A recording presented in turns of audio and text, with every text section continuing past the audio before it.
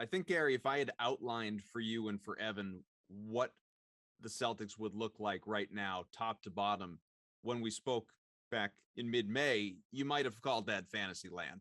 Danny Ainge, gone. Brad Stevens in that role now. Ime Udoka, the head coach. The assistants totally, transforming the bench with the exception of Joe Mazzulla. We got an NBA veteran on there now in Damon Stoudemire, who Evan and I are very excited about. And it was, certainly the kind of guy that you spoke with about us or with us, a few months back, that type of guy you want to add on the bench. Kemba Walker's gone. Evan Fournier's gone. Shemi Ojeley's gone. You've got Al Horford back, and Josh Richardson's here, and Kris Dunn is theoretically here. We'll see how long that lasts. Bruno Fernando, Dennis Schroeder is here. The list goes on of what has happened in the last few months, and obviously the extensions, Marcus Smart and Robert Williams. Richardson got an extension before putting on a Boston jersey. Overarching thoughts on just what this has looked like the last few months as the Celtics, well, as Wick Grosbeck has kind of put it, retool, or as opposed to rebuild, I guess. Well, it's obvious the preparation is for the summer of 2022, and trying to pursue a maximum free agent. Everybody has the Bradley Beal thing. I'm not so sure about that. I think Beal has a real connection to Washington, and the Wizards are going to try all they can, as they did this offseason, by adding Spencer Dinwiddie, Kyle Kuzma, Montrezl Harrell, and Kentavious Caldwell. Like, they're going to try to be competitive and convince Beal that that's the place to stay. So I do think that they're preparing for 2023 or 2022. They're trying to just lay out their salaries. I think it's smart.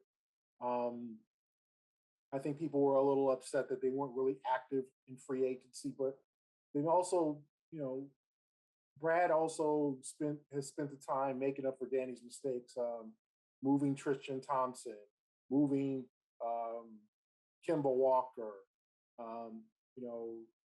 being able to get the shrewd, pun intended, and get Dennis Schroeder with that shrewd deal, like waiting it out and seeing what happened there. And he eventually obviously agreed to that, less than $6 million deal. So I think Brad is he's equipping this team to be sneaky good.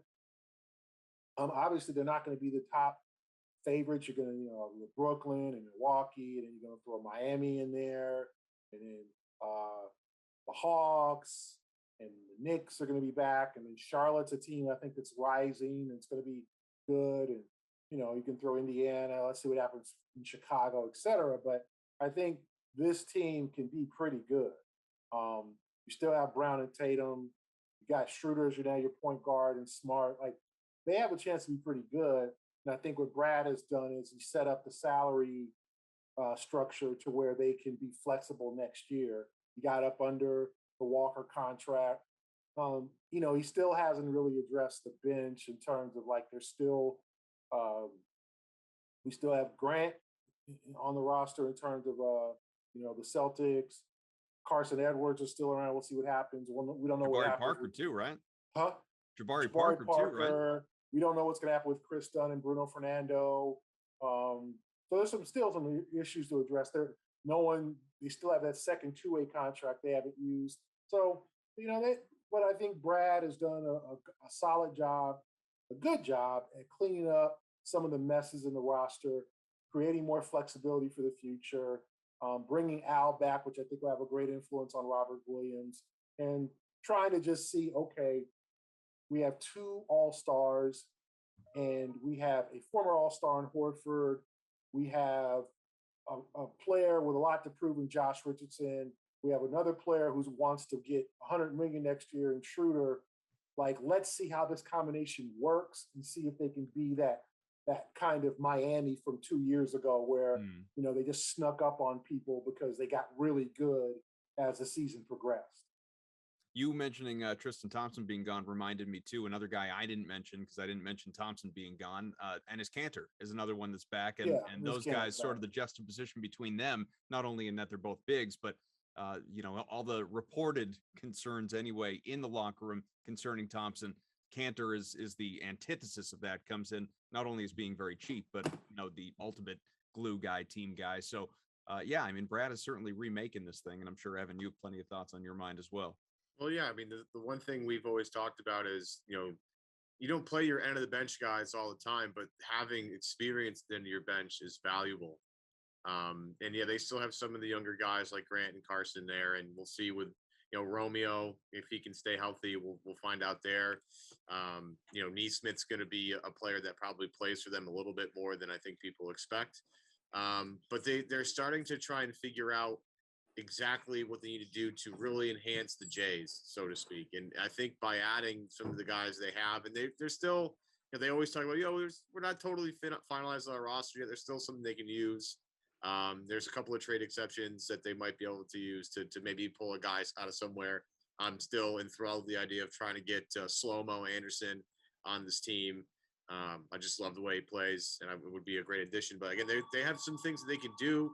But everything, just the mood around this team changed, and I think we've talked about this with Gary quite a bit. Like, they need different blood, they need different, mindset, they need just a different set of eyes, ears, different brain in there, and they've completely done that in about 3 months. And it's, to me, truly remarkable that they've done that and been able to maybe get a little bit better in the process. I mean, like, you swap out some guys here, some guys there.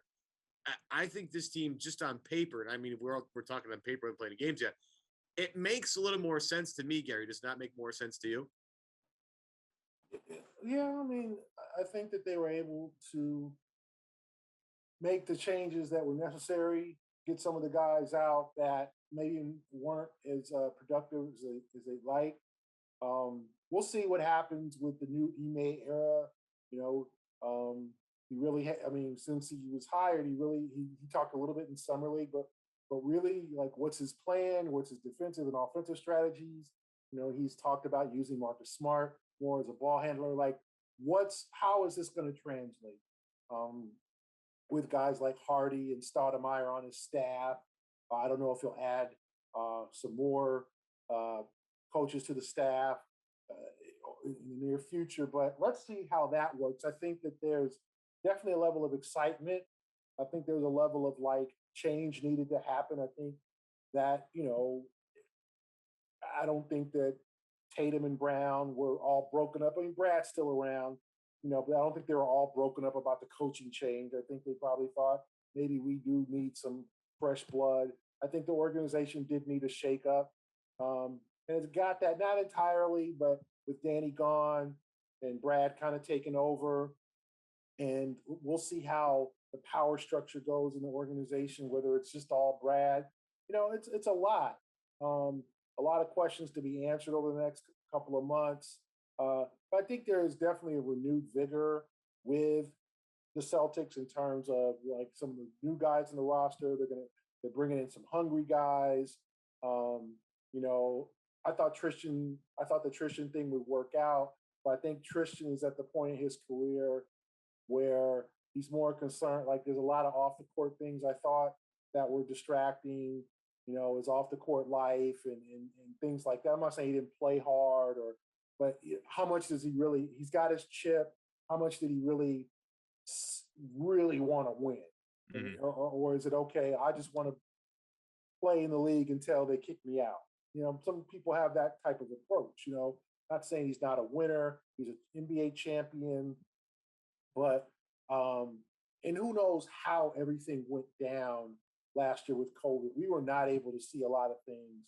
Like, we still have no idea the impact that Evan Turner had on the roster. Like, what did he do? Was it positive, negative? Like, obviously he's not back. But what happened there? Was that just a big swing and a miss from Brad to bring back a guy who was really, really just retired?